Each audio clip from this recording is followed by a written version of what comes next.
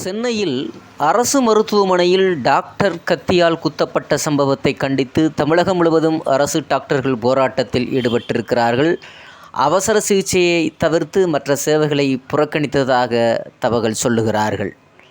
சென்னை கிண்டி அரசு பல்நோக்கு மருத்துவமனையில் புற்றுநோய் துறை தலைவர் பாலாஜியை ஒரு நோயாளியின் மகன் கத்தியால் சராமாரியாக குத்தினார். காயமடைந்த டாக்டர் அதே மருத்துவமனையில் சிகிச்சை பெற்று வருகிறார். இது பற்றி சமூக வலைதளங்களிலும் செய்தி ஊடகங்களிலும் அதிகம் பரவியது.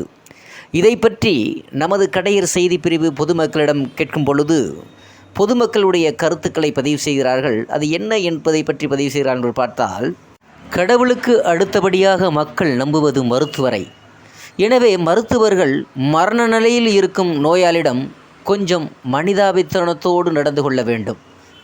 பெரும்பாலான மருத்துவமனை பணம் பணம் என்றுதான் அழைகிறது. சாகப் போகும் நோயாளிகளிடம் பணம் புடுங்கத்தான் பார்க்கிறார்கள். கொஞ்சம் இரக்கம் என்பதே இல்லை. கிட்னி மற்றும் அறுவை சிகிச்சை செய்த நோயாளியிடம் பல லட்சம் பணம் வாங்குகிறார்கள். ஆனால் அறுவை சிகிச்சை செய்து ஒரு மாதத்தில் ஆல் அவுட். எனவே மருத்துவர்கள் முடிந்த அளவு கனிவோடு நடந்து கொள்ள வேண்டும் என்று மக்கள் சிலர் நம்மளிடம் கருத்துக்களை பதிவு செய்திருக்கிறார்கள். மேலும் ஒருவர் கூறும்பொழுது, தமிழக அரசு மருத்துவர்கள் பணி விவரம் மருத்துவக் கல்லூரி தலைமை மருத்துவர் மட்டும் பேராசிரியர்கள் சொந்தமாக மருத்துவமனை வைத்து நடத்துகிறார்கள்.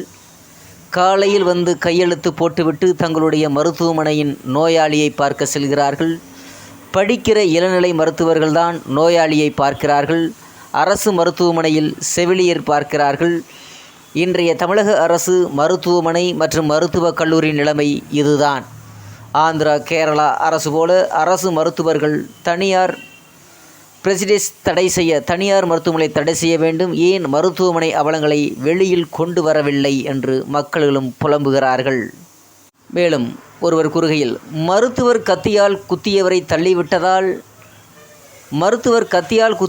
தள்ளிவிட்டதால் தான் அவர் அப்படி செய்தார் என கைது செய்யப்பட்டவர் வாக்குமூலம் கொடுத்துள்ள நிலையில், மருத்துவர் மீது எந்த சட்டம் நடவடிக்கை அரசு எடுக்கப் போகிறது? அவரையும் கைது செய்யுமா இந்த விடியா அரசு? அல்லது வழக்கம் போல வசதி உள்ளவனுக்கு ஒரு நீதி, இல்லாதவனுக்கு ஒரு நீதியா என்று கேள்வி எழுப்புகிறார். நுரையீரல் எடுக்கப்பட வேண்டும் என அதிகாரப்பூர்வமாக சம்பந்தப்பட்ட பெண்ணின் பிள்ளைகளிடம் தெரிவிக்கப்பட்டதா என்றும் கேள்விகளும் எழுப்புகிறார். டாக்டரை காப்பாற்ற மற்ற டாக்டர்களெல்லாம் ஒன்று கூடும் முன் அவர் முதலில் சந்தேகத்திற்கு அப்பாற்பட்டவரா என்பதை தெளிவாக்க வேண்டும். அரசு மருத்துவமனையில் பல மருத்துவர்களின் செயல்பாடுகள் எப்படி உள்ளது என்பது கண்கூடாக இருக்கிறது என்று ஒருவர் நமக்கு சொல்லியிருக்கிறார். அரசு மருத்துவர்களே, நீங்கள் ஒன்றை கவனித்தீர்களா? உங்களுக்கு ஆதரவாக எந்த ஒரு பொதுமக்களும் திரளவில்லையே. ஏன்? உங்கள் தனியார் மருத்துவமனைக்கு வரும் நோயாளியிடம் பரிசுகளும் பரிவாக பேசும் நீங்கள், அதில் பாதியளவு பரிவாக அரசு மருத்துவமனைக்கு வரும் நோயாளியிடம் பேசினால் நன்றாக இருக்கும். அதிலேயே பாதி குணமடைந்து விடுவார்கள். நோயை பற்றி விரிவாக கேள்வி கேட்டால் எரிந்து விழுந்து துரத்தி அடிக்கிறீர்கள். அது ஏன்? அரசிடம் என்றைக்காவது மருத்துவமனையின் தரத்தை உயர்த்தி கழிப்பிட வசதியை அதிகரிக்க சொல்லி போராட்டம் செய்திருக்கிறீர்களா? மக்கள் இலவசமாக சிகிச்சை பெறுவது என்பது பிச்சை அல்ல, அது அவர்களின் உரிமை, நமது அரசாங்கத்தின் கடமை என்று ஒருவர் கூறுகிறார். மேலும் இந்த கத்தி குத்து சம்பவத்தை பற்றி நமது கடையர் டிவியில் விரிவாக பார்க்க போகிறோம். சென்னை கிண்டி அரசு பல்நோக்கு மருத்துவமனையின் புற்றுநோய் துறை தலைவர் பாலாஜியை ஒரு நோயாளியின் மகன் கத்தியால் சராமாரியாக குத்தினார். காயமடைந்த டாக்டர் அதே மருத்துவமனையில் சிகிச்சை பெற்று வருகிறார். சம்பவத்தை கண்டித்து அரசு டாக்டர்களுக்கான அனைத்து சங்கங்களும் காலவரையற்ற வேலை நிறுத்தம் அறிவித்தன. மருத்துவமனை வளாகங்களில் டாக்டர்கள் கோஷமிட்டு ஆர்ப்பாட்டம் செய்தனர். போராட்டம் அறிவித்த சக நிர்வாகிகளுடன் நல்வாழ்வுத்துறை அமைச்சர் சுப்பிரமணியன் பேச்சுவார்த்தை நடத்தினார். அவர்கள் தனித்தனியாக கோரிக்கைகளை கூறினர். அவற்றை நிறைவேற்றுவதாக அமைச்சர் உறுதியளித்தார். அதையடுத்து அரசு டாக்டர்கள் மற்றும் பட்ட மேற்படிப்பு சங்கம் போராட்டத்தை வாபஸ் வருவதாக அறிவித்தது. ஆனால் அரசு டாக்டர்கள் சங்கத்தினர் போராட்டம் தொடரும் என அறிவித்துள்ளனர். இதுகுறித்து தமிழ்நாடு அரசு டாக்டர்கள் சங்க தலைவர் செந்தில் கூறியதாவது, மருத்துவமனை பாதுகாப்பு சட்டம் மற்றும் PNS எனப்படும் புதிய குற்றவியல் சட்டத்தின் கீழ் குற்றவாளி மீது கடும் நடவடிக்கை எடுக்க வேண்டும். எதிர்காலத்தில் இதுபோன்ற சம்பவங்கள் நடைபெறாமல் இருப்பதை உறுதி செய்ய வேண்டும். அரசு மருத்துவமனைகள் புறக்காவல் நிலையங்களின் எண்ணிக்கை அதிகரிப்பதுடன் பணியாளர்களின் எண்ணிக்கையும் அதிகரிக்க வேண்டும்.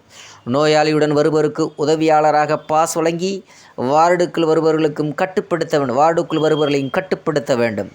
இந்த கோரிக்கைகளை வலியுறுத்தி தமிழகம் முழுவதும் அனைத்து அரசு மருத்துவமனைகளிலும் அவசரகால சேவை மற்றும் உயிர்காக்கும் நடைமுறைகள் தவிர அனைத்து புறநோயாளிகளும் திட்டமிட்ட அறுவை சிகிச்சைகள் கூடங்கள், மாணவர்களின் வகுப்புகள் ஆகியவை புறக்கணிக்கப்படும் என்று சொல்லியிருக்கிறார். கோரிக்கைகளை ஏற்பதாக அமைச்சர் கூறினார். ஆனால் ஒவ்வொரு முறையும் அப்படி சொல்லிவிட்டு கிடப்பில் போடுவதே வாடிக்கை. எனவே இம்முறை கோரிக்கைகள் நிறைவேற்றும் வரை போராட்டம் தொடரும். இவ்வாறு செந்தில் அவர்கள் கூறியிருக்கிறார். அரசு டாக்டர்கள் மற்றும் பட்ட மேற்படிப்பு டாக்டர்கள் சங்க செயலர் ராமலிங்கம் அவர்கள் சொல்லும் பொழுது, கோரிக்கையை ஏற்பதாக அமைச்சர் உறுதியளித்திருக்கிறார். எனவே மக்கள் பாதிக்கப்படாத அவரது சேவையை தொடர்கிறோம். அடையாள தர்ணா மற்றும் ஒத்துழையாமை போராட்டத்தில் ஈடுபடும் என்று சொல்லியிருக்கிறார்.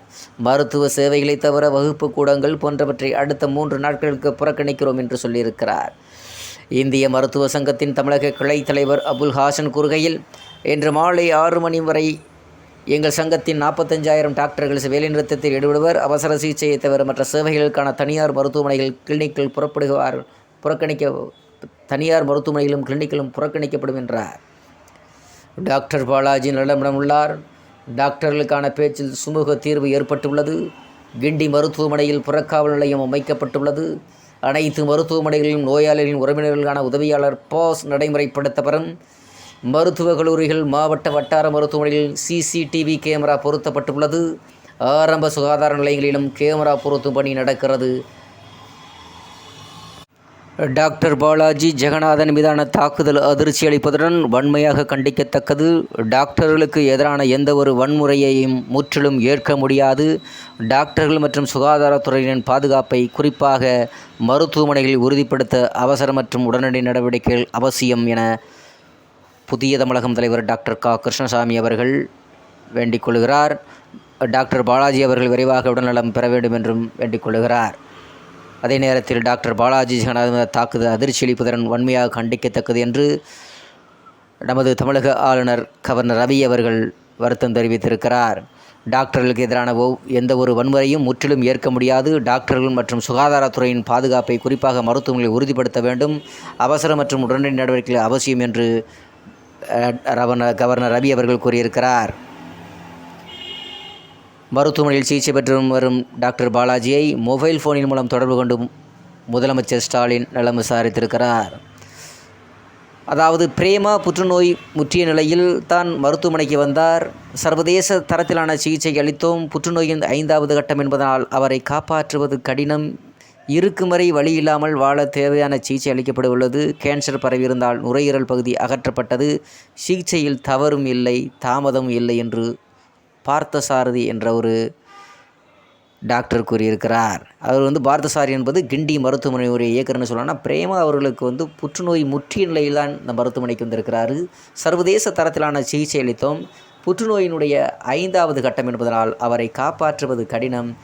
இருக்கும் வரை வழி இல்லாமல் வாழ தேவையான சிகிச்சை அளிக்கப்பட்டுள்ளது. கேன்சர் பரவி இருந்தால் நுரையீரல் பகுதி அகற்றப்பட்டது. சிகிச்சையில் தவறும் இல்லை, தாமதம் இல்லை என்று கிண்டி மருத்துவமனையினுடைய இயக்குனர் பார்த்தசாரதி அவர்கள் கூறியிருக்கிறார்.